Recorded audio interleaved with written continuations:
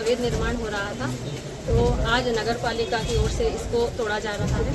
कितना अवैध निर्माण किया गया इसका? ये अभी चौथा फ्लोर है इसका, जो इसको तोड़ा जा रहा है। और इस तरीके के शहर में जितने भी अवैध निर्माण होंगे, चाहे वो प्राइवेट सेक्टर के हों, चाहे वो सरकारी सेक्टर। किस तरह से अवैध निर्माण किया गया था ये? जी, ये इसमें इन्होंने क्या परमिशन ले ली थी कि हम इतना माला बनाएंगे, और बिना परमिशन के ये बनाते जा रहे हैं। कितना पुराना प्रकरण है ये? लगभग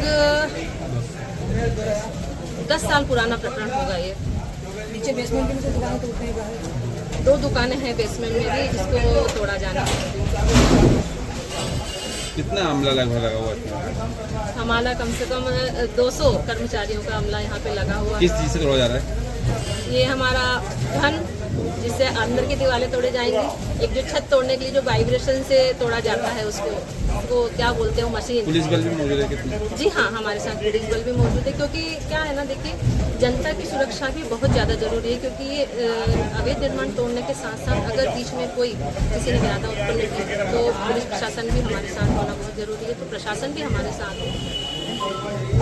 नगर पालिका द्वारा कार्रवाई की जा रही है इसमें, जो तो आपने कोर्ट में अपील की थी, उसके बाद आपकी अपील खारिज हो गई, आज कार्रवाई करें है क्या? कोर्ट में एक्चुअल में कोई डिसीजन नहीं हुआ, तोड़ने का आदेश कोर्ट ने नहीं दिया है, और नगर पालिका को अधिकार है नहीं तोड़ने का।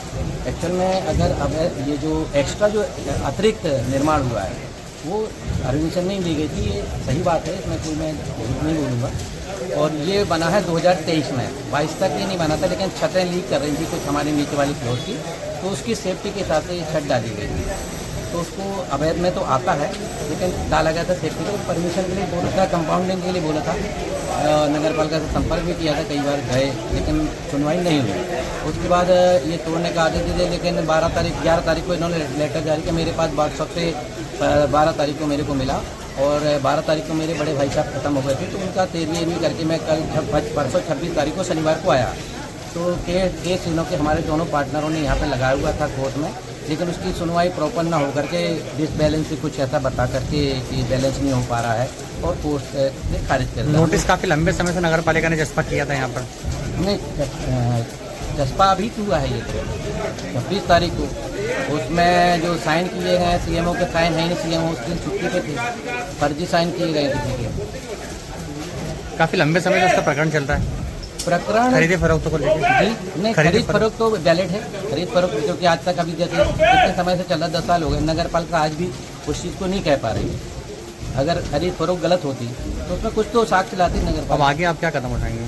आगे हमारा कोर्ट में लगा हुआ है, अपील कल लगा दी थी 3 बजे अर्जेंट हियरिंग में, लेकिन कल छुट्टी थी, तो डीजे साहब नहीं। पूर्व में जो अपील लगाई गई थी वो खारिज हो गई थी शनिवार के दिन। हाँ, ये 14 तारीख को हुई थी, खारिज की है। इस पर कुछ भी डिस्कशन मतलब या जो होना चाहिए था डिसीजन, फाइनल डिसीजन नहीं हुआ, खारिज होना। आपका नाम और संबंध, इसकी प्रॉपर्टी से आपका संबंध?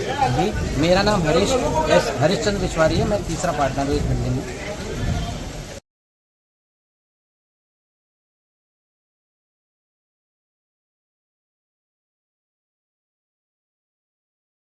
शहर के मध्य में स्थित तिलक भवन की सबसे ऊपरी मंजिल जो थी बिना परमिशन की थी, जिनको हमने नोटिस दिया था 15 दिन में, जिनकी जो म्याद है वो शनिवार को पूरी हो चुकी है।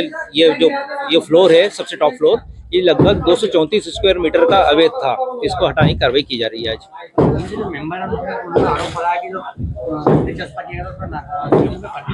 नहीं, मैंने 15 दिन पूर्व जो 11 जुलाई को किया था उसमें मेरे हस्ताक्षर थे। हमारे कार्यालयीन व्यवस्था में जो नोटिस देने की या कोई कागजों पर साइन करने की एक परंपरा होती है, उसके लिए लिंक अधिकारी नियुक्त किए जाते हैं। तो हमारे यहाँ लिंक अधिकारी नियुक्त किए गए हैं, फर्जी साइन नहीं है। हाँ, कोर्ट में भी इन्होंने संबंधितों के द्वारा कोर्ट में भी रिलीफ मांगा गया था, लेकिन कोर्ट ने भी जब तथ्यों का परीक्षण किया तो उसमें कोर्ट में चलने लायक नहीं बताया गया और उन्होंने इसको अवैध निर्माण उसको माना है, तो इसलिए इसको हटाने की आज कार्रवाई की जा रही है। कोर्ट ने दावा खारिज किया है, कोर्ट ने तोड़ने के आदेश नहीं दिए। तोड़ने के लिए तो हमने नोटिस जारी किया था, उस नोटिस पर हम कार्रवाई कर रहे हैं। उस नोटिस का उन्होंने संज्ञान में नहीं लिया उसको। नहीं, प्रशमन शुल्क के भी नियम होते हैं कि यदि आपके जो बिल्डिंग परमिशन होती है उसके अतिरिक्त 10% निर्माण यदि अधिक होता है तो ही उस पर कंपाउंडिंग हो सकती है।